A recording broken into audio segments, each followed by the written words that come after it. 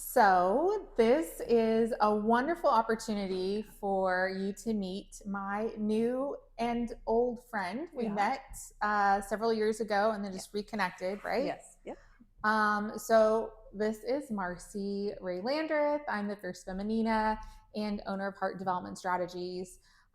This is Hey, Dr. I'm Sam. Dr. Sam Graber. Dr. Sam Graber Coaching. I am in the space of helping women navigate life. Right now, I'm primarily focused on our menopause continuum, and that's what brought Marcie and I together. So we're just having a wonderful conversation. We thought it might be fun for y'all to peek in and see two colleagues chatting about life. Absolutely. So, we're going to be asking a bunch of different questions Mhm. for my intern. She's going to ask us. All right. So, Hey, what were the questions? Okay. What inspired you to create this groundbreaking 3-day event focused on menopause? That is an excellent question. It has been something brewing for years because I think a lot of my work and you know the way this goes where you can't get into enough in just a quick master class, and there's so much to cover if and when you work with someone. Yeah, I was trying to find something in between. And something being that it's a live virtual event, it's not just somebody sitting there watching a master class, which can be valuable, right? That has its place. But this was all about being more immersive, taking yourself out of your day to day for just a few days to focus inward, and focus on us. And that was the idea behind it. So I sought coaching on how to do this well, and through my coaching there, was able to figure out a way to bring a lot of my work to life in a more casual kind of way. What do you think is kind of women's barriers to understanding menopause? Well, number one, we don't talk about it, right? Yeah, We for sure. really don't. And or it's been portrayed as something that you just have to grin and bear it through. It's going to be terrible, right? Like everything else, you know. We've been basically conditioned that being a woman is to struggle Yeah. and to suffer. And we do that all based around our womb and our body, and we don't really learn the flip side of it, the positive sides. And I just think it's a lack of understanding. I think that in the medical space, we as people have outsourced our health to professionals that, they're very capable, but they don't know us as well as we can know ourselves. So I think that's really the big parts of the barriers, the big, like overall arching themes. And then we're so daggone busy. I mean, who really has time to figure all this stuff out? And each one of us is a little different. So I think that it's a great way for women to become more connected to themselves, to understand from a little physiology. I try not to make it too nerdy, although I do go down a nerdy rabbit hole from time to time. I love me a good nerd fest. But I also think that it's like just teaching women how to ask the questions of themselves, much like I'm sure you do in your mental strength space. For I sure. do in the physical space. So, what kind of questions do you feel like women begin to ask themselves in that menopause space? Ooh. Because I am in my early 40s, and I hear other women that are my friends, they're maybe a little bit older than me, that are talking about being premenopausal and having issues already. And I have to admit, I'm a little nervous. I have no idea what to expect. So, what are the questions that people begin to ask themselves? Because I'm not really sure. Yeah, well, that is a great question to ask yourself already. Is like, what do I not know that I don't know, right? Like Yeah. anything in life, and then seeking sage wisdom, seeking guidance. What I find is oftentimes women come to me when they are just at their wits end, so to speak. They are just beyond that point that they are even comfortable in their own bodies. I would love for people to come my way earlier than that. And I think that that's by getting out and educating it's going to happen. But what I mostly see is, why can't I lose weight? That's the number one thing. Okay. Because we start to realize, okay, what I was doing in the past is no longer working. Okay. There's a whole ton of nerdy physiology of reasons why that is. But that's the number one thing. Number two is energy. sleeping a full 8-9 hours like they used to, and they wake up just feeling crummy. Now, this isn't all because of menopause. Menopause it's like it intersects with midlife, right? They usually happen around there. So at that point, we can sometimes have different relationship with insulin in our body. Our adrenals are often having some issues. So I always like to preface these conversations with that. All of this isn't due to quote unquote menopause. Okay. Some of it's just due to life and time on this planet, and things that have been going on and accumulate over time. But they'll ask that. They ask, am I losing it? I think I've heard that before. Yeah. Am I losing it? And honestly, like, I had these come to Jesus moments with myself too. Like, all right, I'm pretty sure I'm not, but I'm not sure I ever really had it. Like, can you lose something you never had? And I would just kind of go down these little rabbit holes with myself and the mental games we can play. And oftentimes they will already come to me with like a laundry list of labs, and literally normal, quote unquote, normal. And then they're like, well, if nothing's wrong with me, why do I feel so bad? And so those are the questions that they often present with. And I think when you go to your doctor and ask that, they're looking for the numbers on the blood work. Yeah. But thank goodness something's not wrong. No, I recently went to the doctor and they're like, well, all your numbers are good. And I'm like, well, that's great. Yeah. Why do I feel so bad? But you're still not addressing this. So what's the age range that women should start thinking about being premenopausal? Well, technically the stages are that you're premenopausal, and then all of a sudden you get into this wild west called perimenopause. But as I've uncovered, and many other women have kind of come to the conclusion, you don't know you're in perimenopause until you look back and you're like, oh, so that's what was happening. Okay. So it's, I have seen all sorts of different numbers. Now, a woman will go right into postmenopause phase if she's had any sort of major hormonal interventions, or if she's had her ovaries removed. That puts you into what's called a medical menopause. And then there are also some medications that will basically flip the switch. And menopause technically is just 12 months without your period. But now, so that's like the definition, the medical definition, really. And then so you're postmenopause after that. Menopause is like literally a one day in your life, but we kind of, yep. So we kind of umbrella it to all of them. I had the same ding like 8 years ago where I never knew that either. And I'm a trained, in the medical and the health field, but we were always taught like menopause, check, you just haven't had your period. Okay, you're menopausal, and there was nothing we really learned about with that. Now there are a bunch of things that can be going on all along the pathway. Usually it starts with changes in your period. Either it's heavier or lighter, more frequent or less frequent. There's some change in the consistency, all the things that we know about ourselves. So I tell people, forget the normal out there. Okay. Know your normal. Know what is normal for you, what feels right. Sometimes it's more of an emotional change that before the physical, but some it's those physical changes, a little bit of extra, like holding on to water a little bit, some of those kind of changes. Sometimes it's sleep just starts kind of dwindling, or we don't feel as refreshed. But then we've always got to go back and think, well, what's going on with adrenals? What's going on with our thyroid?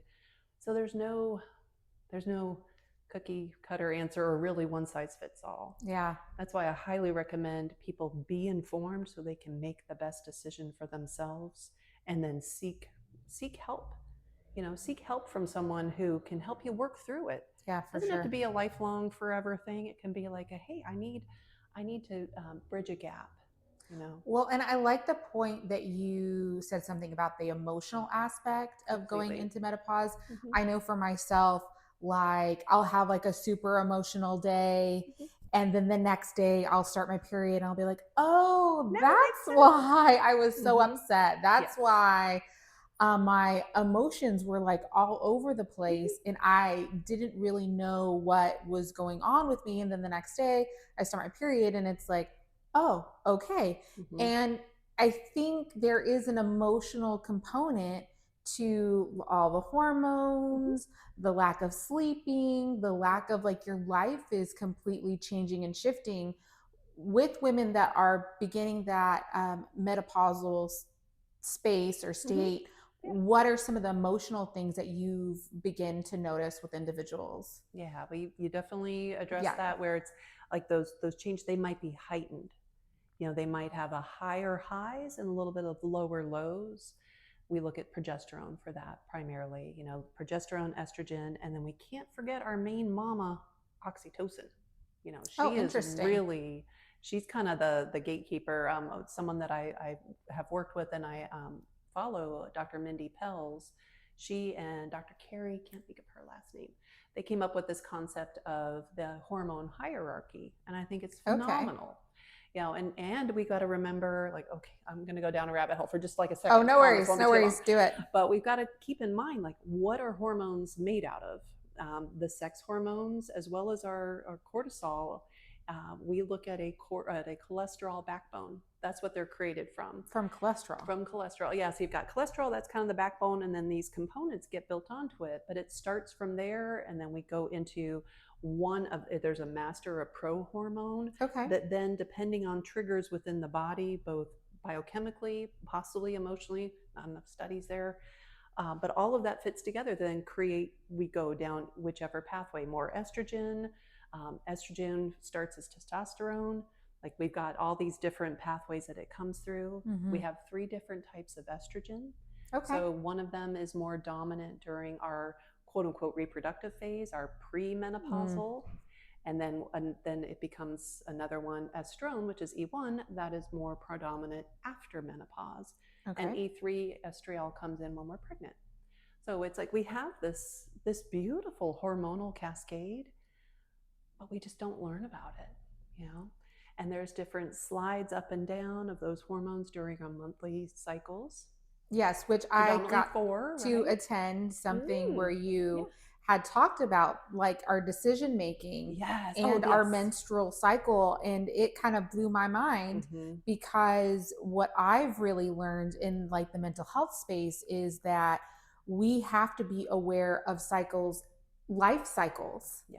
And I think as women, when we're out of that summer space, Mm-hmm. we're kind of we go Okay. from spring to summer and then to fall, and sometimes we don't know what is really next in that fall space. And I Sure. almost see like us entering into menopause as that fall space of our lives Mm-hmm. that can be filled with so much like beauty Mm-hmm. and harvest and really great things, but we're not having the conversations to say, what part of the life cycle are you in, and do you understand that that is where you're at? Yeah. Because what I see in the mental health space is I see my clients sometimes, acting like or being stuck or having a mental or emotional block in a space that really was their 20s, and they're 45 and they're still living from that space Mm-hmm. of being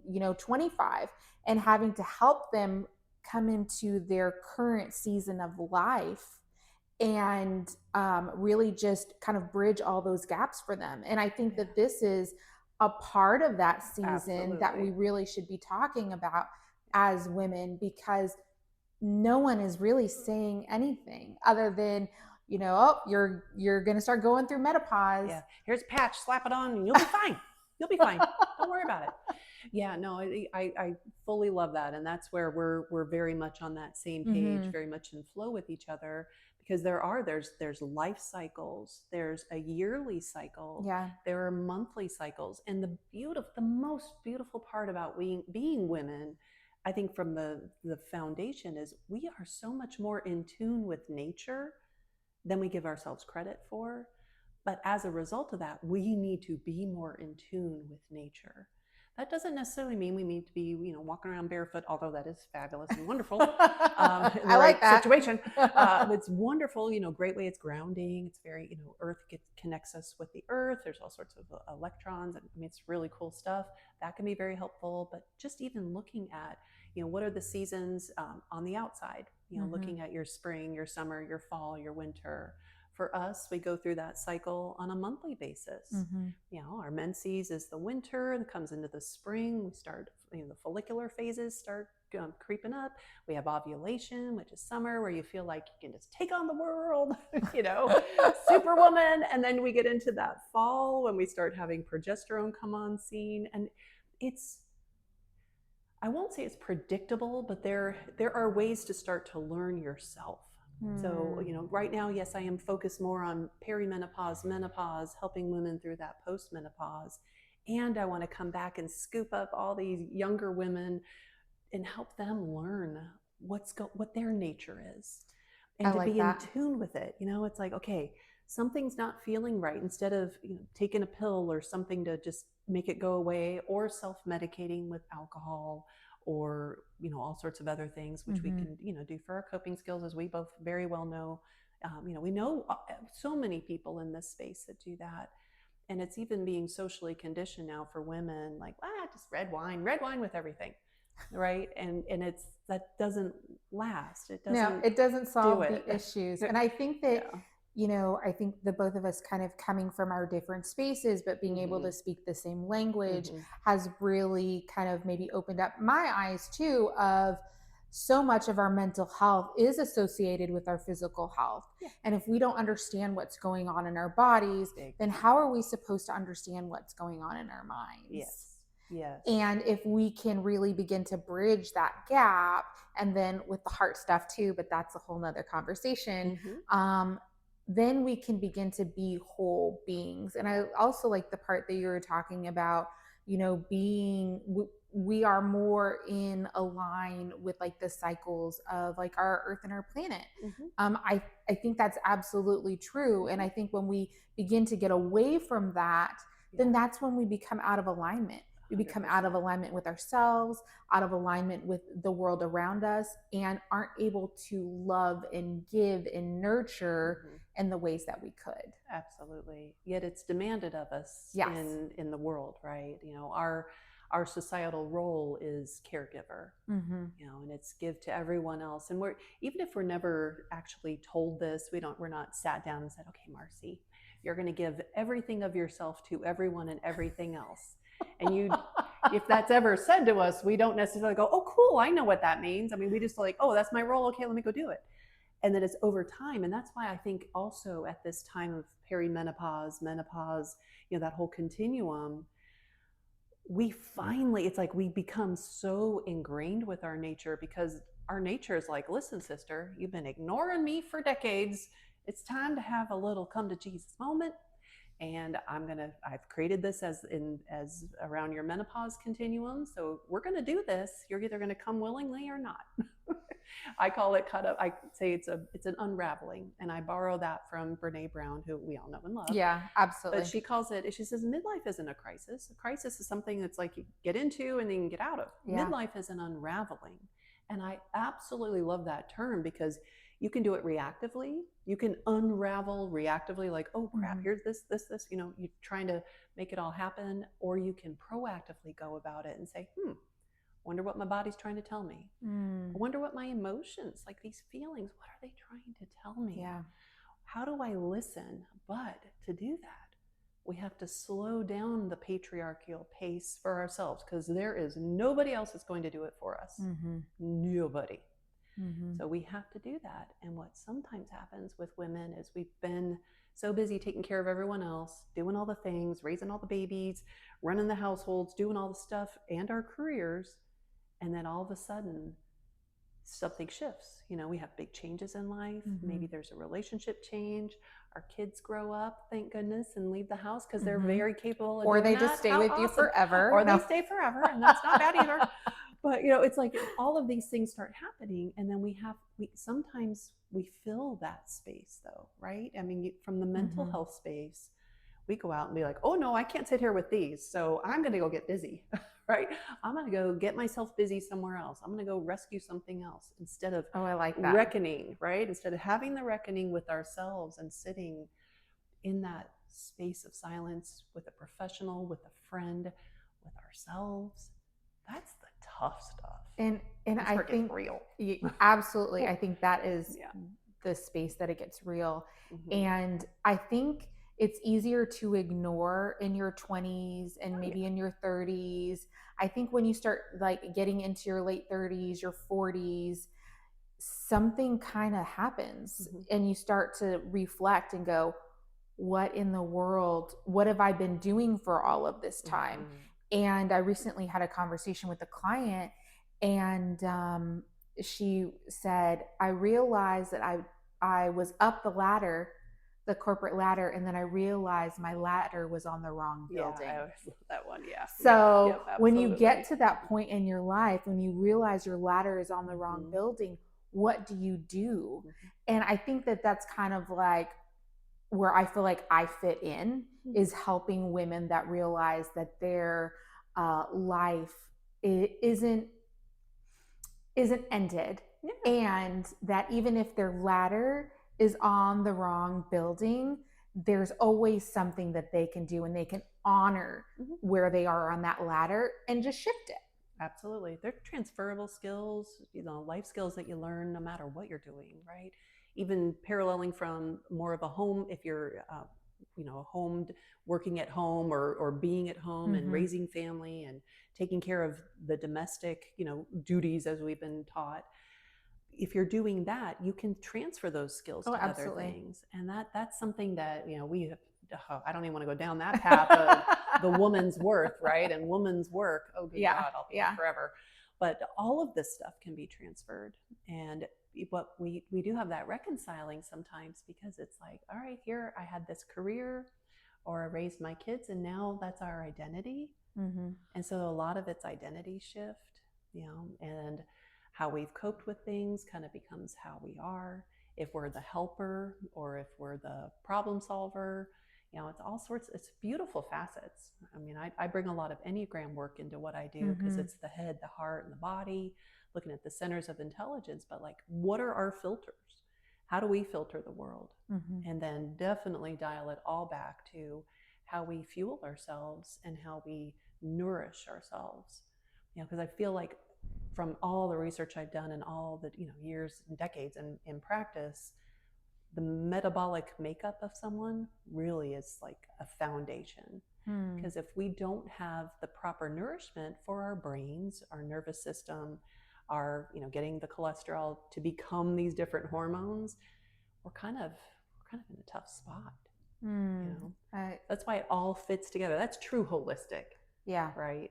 Versus just here, take this supplement pill, because and the way I got into more of the what we eat and when was, I'm sitting in this huge seminar, the best minds in all of the supplement world, the natural healing, the integrative health, and they're going over all these different supplements. And it just dawned on me, I mean, here we are thinking, the medical, or the more the pharmaceutical, here, take this mentality isn't all that great.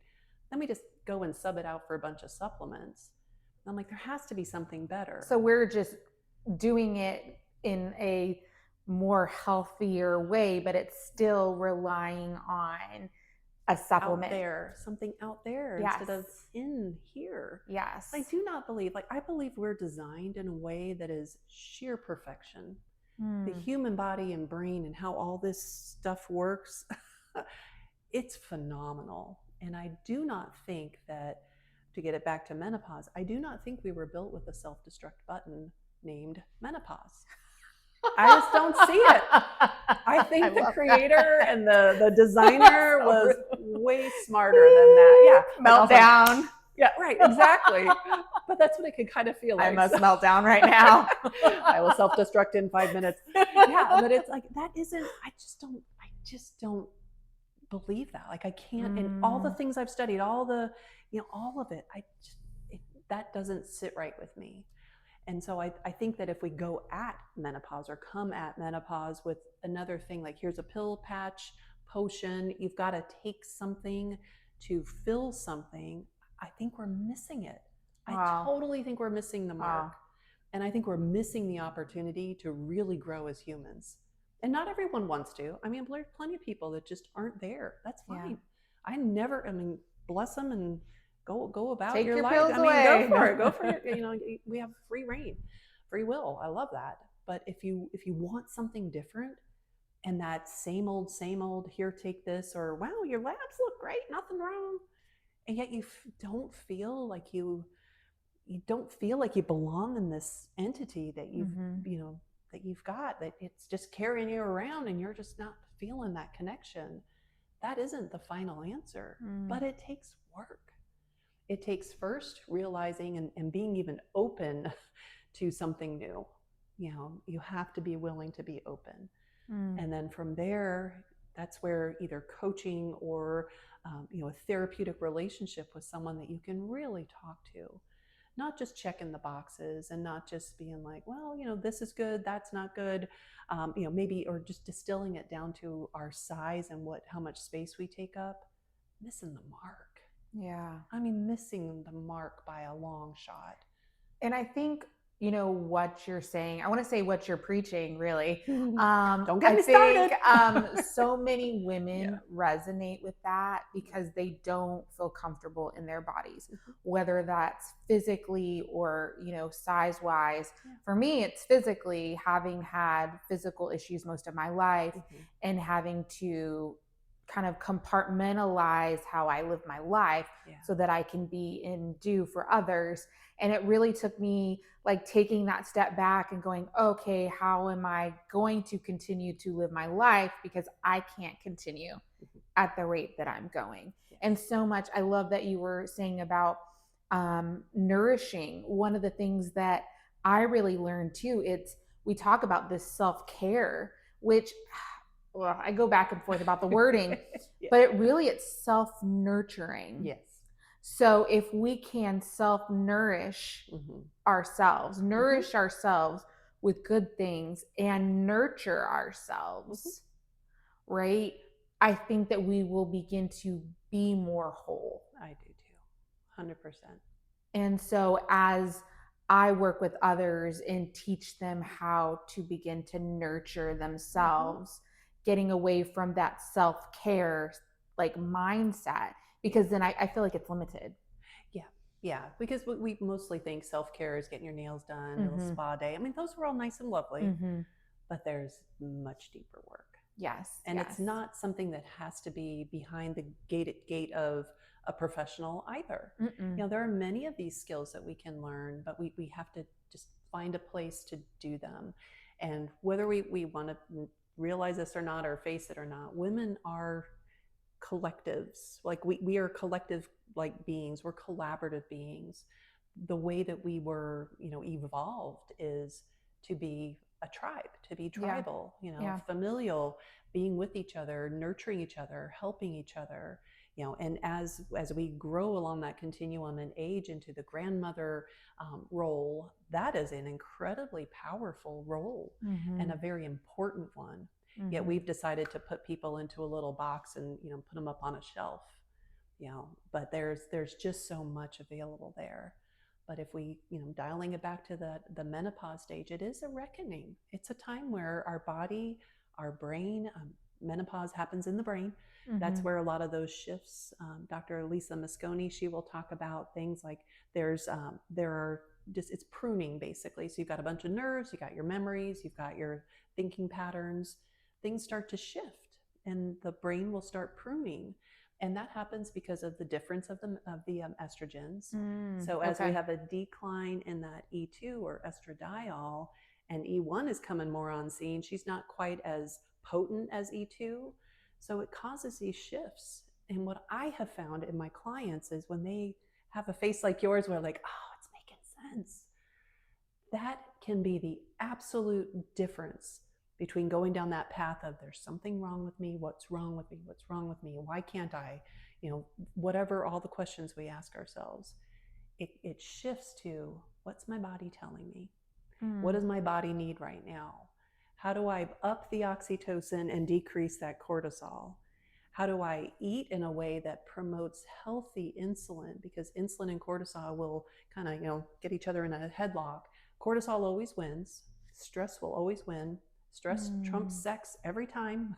So our sex hormones are going to be like, peace out. The stress will take in, because the body and the brain is like, oh my God, we're under stress. We can't be having no babies right now. We can't be thinking about feed and breed. We've got to be fight or flight. Yeah. Right. So we're like, and then that can lead to freeze, because our chemistry's been dialed up for so long. The body's like, I can't do it anymore.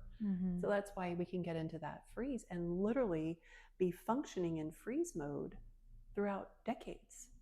And the brain, being so beautiful and intelligent and resilient, starts to shut some things down, because like, I cannot focus on that. I'm trying to stay alive, when really, what dangers do we really face in most cases, especially chronic danger?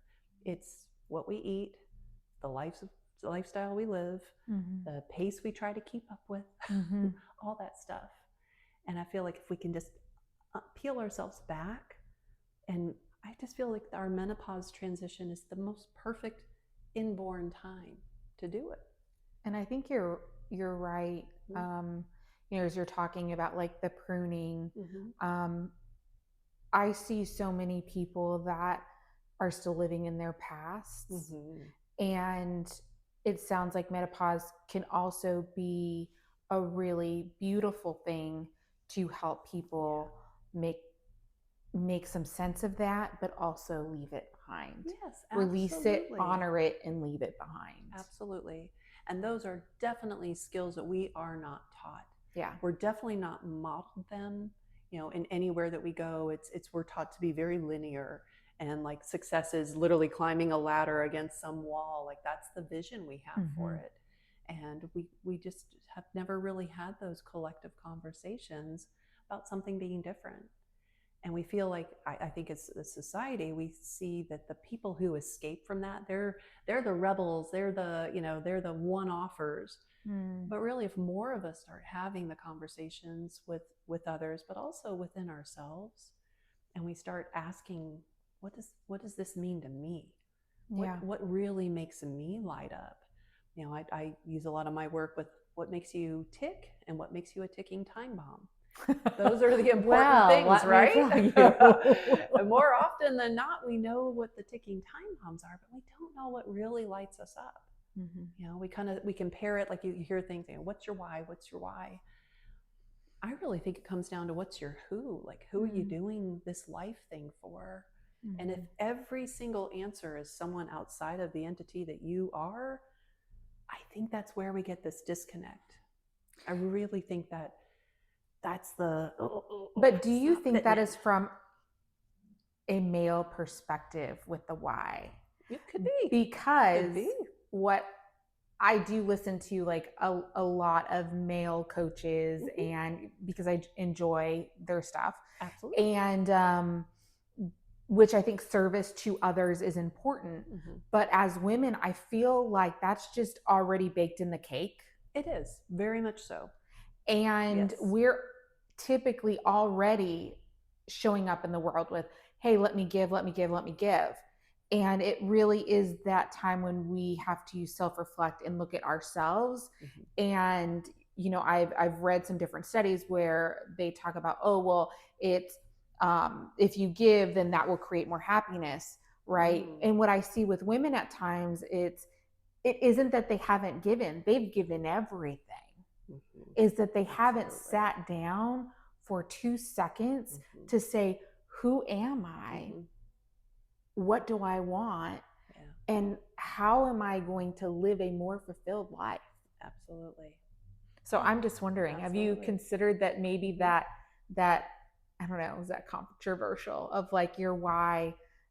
And another thing I tell people is like about purpose. Maybe your purpose was to really raise amazing children.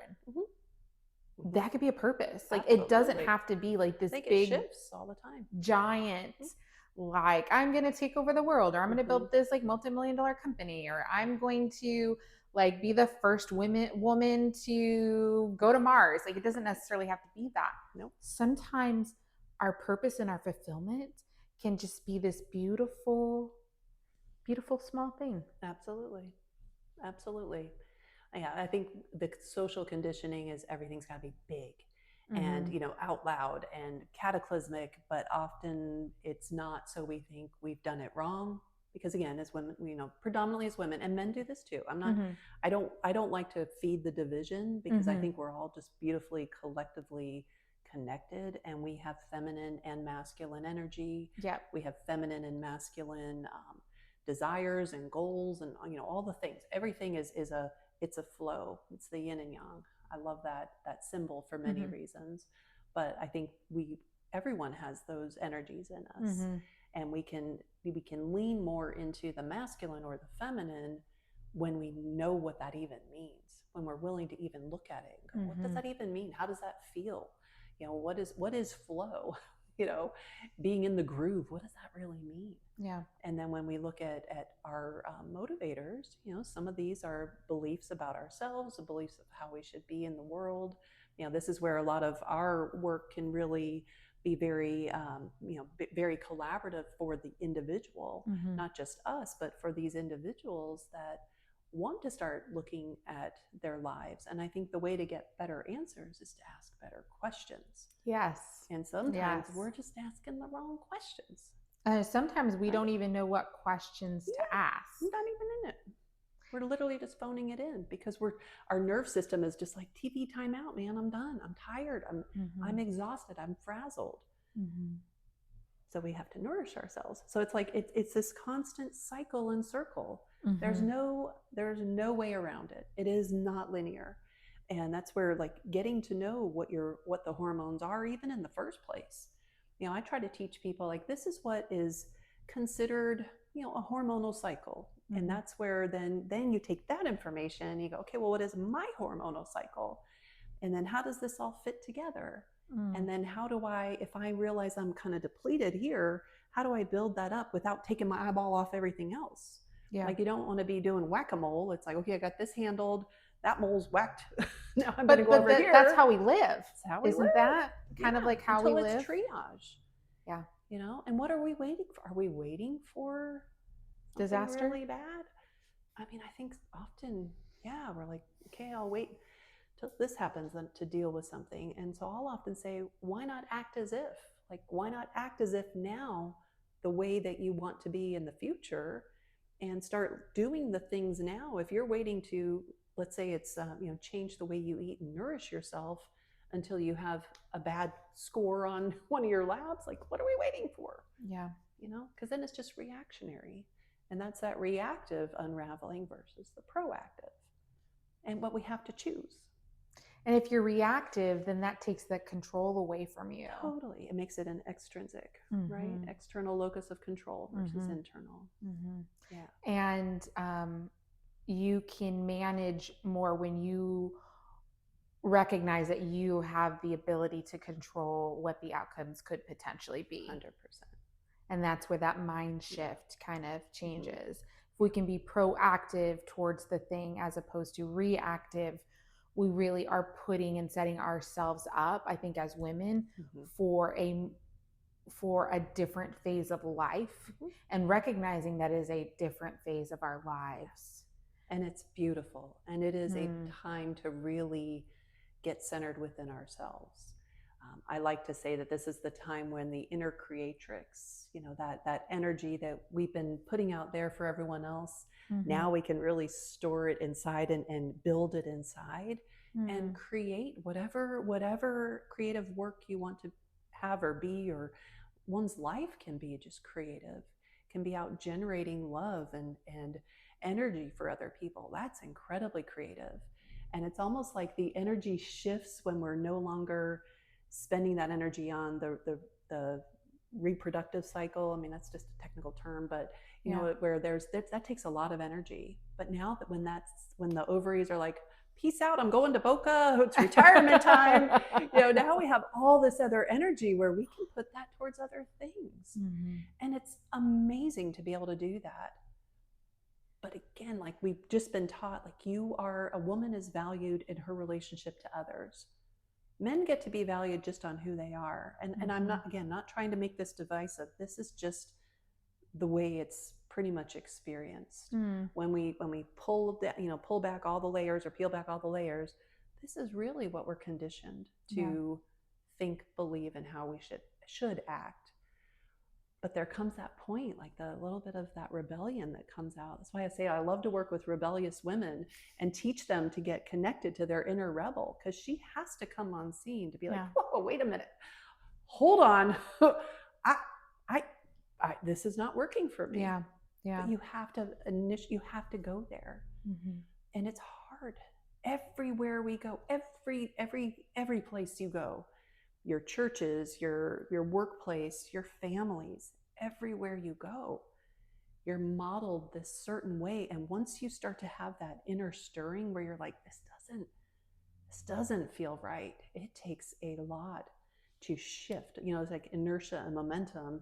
A body in motion stays in motion. Like you can keep going down that path, but when you want to start dialing it back and you want to say, I would like to see what my other options are, that's when you get the resistance. Oh, absolutely. Absolutely. I have had that experience. And I think it also is hard for others when you begin to change and take on a whole other identity. And I think that's really like what I discovered for myself with Fierce Feminina. Kind of creating that idea and thinking, oh, well, this is something that I'm creating, and this is for other people. And it took me a year of writing to go, oh no, this is for me. Like I am the Fierce Feminina. This is the other part of me that hasn't been able to be shown because I've been all of this for everyone else. And to fully kind of begin to start owning being that fierce self, that both masculine and feminine energy, and putting them together and recognizing it's me has really helped me just shift and be all fully who I am. And I think when you're able to be fully who you are, then that's that path, that's that purpose, that's that space where you can be the most creative self. 100%. And when you it's really difficult to give from a cup that is empty. But when you're full, you can give over and abundantly. Absolutely. And so now that I feel as if I am able to give in that space, I think that's one of the best spaces to be in. It is. Yep. And just simply being there. Right? It's like we don't need to ask for anything else in exchange. Just being there, that's the gift. Absolutely. That's the gift. And then being around others that are working towards that, because we're always a work in progress, because life happens. Life keeps lifing, as one of my friends says. It's just, it does, but we shift, and there's never a destination. We're not just healthy and, oh, there you go, you're healthy now forever, or you're, mentally well forever. It's a constant. But there's beauty in that, because that means we're never stagnant. We're never static. We don't have to stay where we're at. We can constantly keep growing and learning. And that's where growth mindset versus fixed mindset comes in. Growth mindset is one of my pillars. And it's a concept I have introduced to so many people because, again, we're not taught it. Right? And it's just this idea of being open to something new. It doesn't mean you have to try on everything. It's just like, oh, interesting. I didn't even know that was a thing. I didn't even know that was a style. And trying different things sometimes kind of fun. It's like, oh, I never thought of me as creative. I never thought of me as powerful.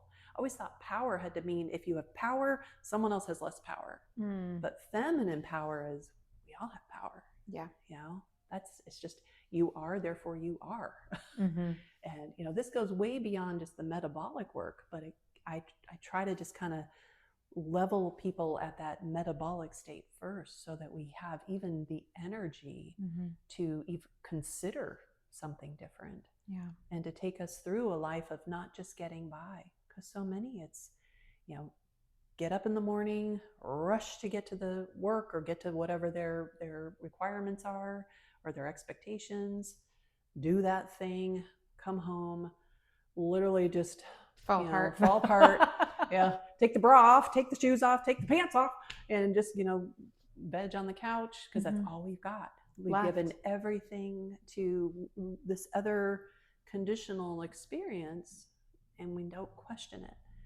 Living for the weekend or living for the vacation or whatever the thing is. Life really is such a beautiful gift. I mean, ask anyone who's facing their transition. There are so many things they wish they'd done differently. And I guarantee you none of it is, I wish I'd worked harder. I wish I'd looked better on social media. I wish I'd, fit into whatever size dress or pants. Like it's really, those aren't the most important. Yeah. But then there are things metabolically when our body is holding on to excess body fat or excess water or excess chemicals. We need to ask our body, what's going on? Like, what's out of balance? What am I not giving you or providing you that is making you respond in this way? And that's why the better you understand your body, the better you can take care of it. And the metabolic stuff isn't as complicated. I should say, it's not as complicated as we're kind of shown. Again, that gatekeeper of, well, I'm the doctor. You don't need to know all this stuff. I know this stuff. And your labs look okay, so you must be okay. And then we look at our food. I mean, I don't even start on the food. The stuff, I say that I'm going to start spelling food PHOOD, like the processed food. Okay. Because there's no food in that food. Real food with an F is real stuff that comes off an animal, out of the sea, hopefully non-polluted seas, and like, I will not go down that path, but there are just so many things. We need to be eating real food that nourishes our body, heal our gut. The gut is the gateway. If the gut is not healthy, you are not going to be healthy. It doesn't matter how many supplements you take, how many infusions you do, how many patches you slip on your body. If your gut isn't healthy, it's not going to function the way it's supposed to. It's the barrier between outside and inside. And our gut is incredibly important. But it isn't as complicated as we're led to believe. Looking at real food, prioritizing protein, making sure that the carbs we eat are nature's carbs, not laboratory carbs, and looking at fats, good healing fats that build our structure. Every cell we have has a fatty layer around it. And if we don't have enough fats, and we grew up like no fat, low fat. That is literally one of the worst things, not only for our metabolic health, but our mental health. Yeah, absolutely. I think that has just it has been a very, very damaging thing for our brains. And no matter what, I mean, our body was designed to be a brain transport system. It's there. The reason we have this really thick noggin, some of us are thicker than others, it's there because it's protecting us. It's that important. So it's like all of this stuff fits together, but it doesn't have to be as hard. And there's definitely no easy pill, and there's no easy button. It just takes some time. And by the time we reach our menopause transition, all this other stuff is accumulated. The traumas, big T, little t, right? All that's accumulated. The chemistry, the chemicals in our food, PHOOD, and the chemicals in our environment, the stuff we put on our body, the stuff we breathe in. I mean, it's just, I could go on and on. And I won't, but I mean, these are the things that I teach people how to be able to recognize. And I think that's one of the questions that people are asking right now, especially with like mental health and physical health. Well, why is everyone so sick? And everyone's so sick because we are continuously putting things in our body and around us, and our lifestyles are not conducive to who we are as human beings. Right. Absolutely. So it's like getting back to our inner nature and experiencing it through an outer nature experience is really some of the most foundational things. And because a lot of this takes decades to get to, it's not going to be a 12-week program and boop, it's being done. It's not even 12 months. It's like you're constantly going to be on this evolutionary pathway until the day we are done with this experience, But until then, it's not, we don't have to buy into the life cycle of, well, do great, peak around 25, and then it's all downhill from there. Excuse me, not going that feels route. very limited. Very, yeah, I am so not into that. And I mean, I have a goal of being at least 107. Like, I will see my 107th birthday. Oh, I like that. Yeah. So I've already visioning that, and I'm doing the things now that my 107-year-old self is thankful for. Okay. That's how I look at it. And I think, okay, what would she do? What would she hope I would do today? Because, I mean, she's relying on me. And the same with everyone else. And it's like everything in our society is kind of putting us in that cattle run of getting more and more dependent on society, on others, on the systems. I mean, the sick care systems. I do not call it healthcare. It is not healthcare. It is sick care. It is disease care. I don't care how you slice it. Because when you're healthy, oh, no H's and L's. We don't know what to do with you. Here's an antidepressant, because you're a woman, so you probably need a little antidepressant. No, you're not. In most cases, you are not suffering from a deficiency of antidepressants. It's this world around you that is literally going against your nature, and nature wins. Nature trumps everything. Yeah. She's going to keep on going after we're long gone. And the mental health model 100%. is absolutely in parallel with the healthcare system. It's really like just doing the same things. And even I think the providers are all burnt out too. Heck yeah. We're all burnt out from the no system. One can be in. It's really not. And that's why it really comes down to the individual taking the responsibility for themselves. You have got to stop outsourcing your health and well-being to other nebulous entities. Your insurance company doesn't give a rip about you. Absolutely. Nobody else can care about you the way you can care for yourself. But you have to do it. You have to literally opt out of some of these other systems in a intelligent way, and you've got to have a plan for it. You can't just go, forget it, I'm opting out of the whole system. I mean, you can opt out of everything, but that's pretty extreme swing back, right? So it's like, start building your health, start building your well-being, start fortifying the metabolic machinery that is absolutely amazing inside of us. By doing that, you start shoring up your footing, and you can really establish a healthier body, mind, and spirit on a solid footing, right? Instead of like sand, like we've built everything on around here. But it's like, I mean, we could go on, and I would love to, and I look forward to more conversations about it. I think really the dial in, message for people is, you've got to start asking better questions. And it can't just be that, why me, or what's going on with me? Why? It's like, get some education, open up conversations that matter, and start listening to yourself. I like that. Right? So I know you mentioned that you have this 3-day event that's happening. Can you tell us a little bit more about that? Yeah, absolutely. Love to. So it is, it's a Thursday evening, a Friday all day, and a Saturday morning. We're doing this one at the end of January, because we're recording this now in January 2025. I look forward to creating more of these in the future. But what we're going to do is basically learn a little bit about what menopause is. It's called Making Sense of Menopause, because I think, again, foundational education is incredibly important. We need to be using the right words for the right things, right? And then we're going to get into some of what we've talked about here, looking at what's happening, what's shifting, what are some of these shifts that happen that I'm maybe not aware of, or I can now give language to what's happening, like, oh, okay, that's because different hormones are coming into play, or that's because insulin and cortisol are having their issues, or the physical stuff. And then we get into that head, heart, gut, or body congruence. How do we get our head, our heart, and our gut, or our intuitive nature, how do we get those aligned? And so it's really just starting to help women get more in tune with themselves. And it's like starting to kind of deflect some of the societal things or the familial things or just the shoulds that we have of ourselves because of how we've been conditioned. Start asking some different questions, opening it up.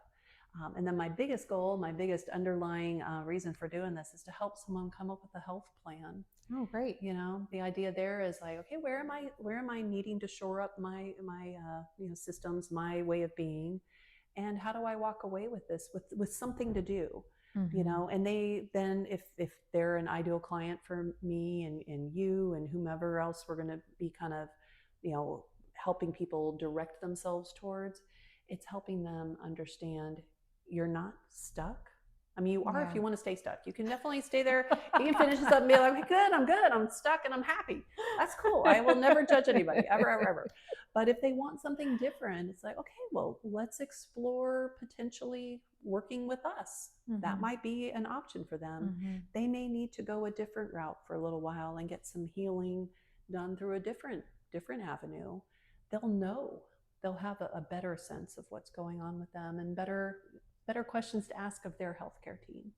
That's great. So I think that's really important. You've got to have a healthcare team. They got to be emphasis on the healthcare, not so much the disease care. Unless you have an active disease, let's look at what's going on with the active disease. But my way of thinking is, I can go and fight that disease, or I can build my health. Health will overshadow that disease every day. So I'm on team, let's build the health. That's great. And let's like crowd out that disease. You know, it's just like darkness and light. Darkness is the absence of light. You got to turn on a light to get the darkness to go away. It's the same with disease and health in a way. You know, some are past that point, but you know, that's an exception. But yeah, so that's what we're going to do. And this is the first one. So I'm going to get a lot of good feedback, and you know, I am always evolving, always growing, always looking to really be of value. That's great. So this is a way for someone to be part of something different.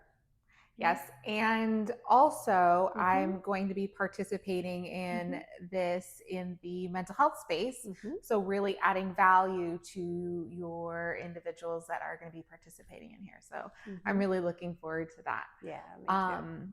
Well, thank you so much for being with me and Dr. Sam. We really hope to get to see you, know more about what you're dealing with, either mentally or physically, and how we can help support and serve you. So until next time, have a great day. All right. Bye, y'all.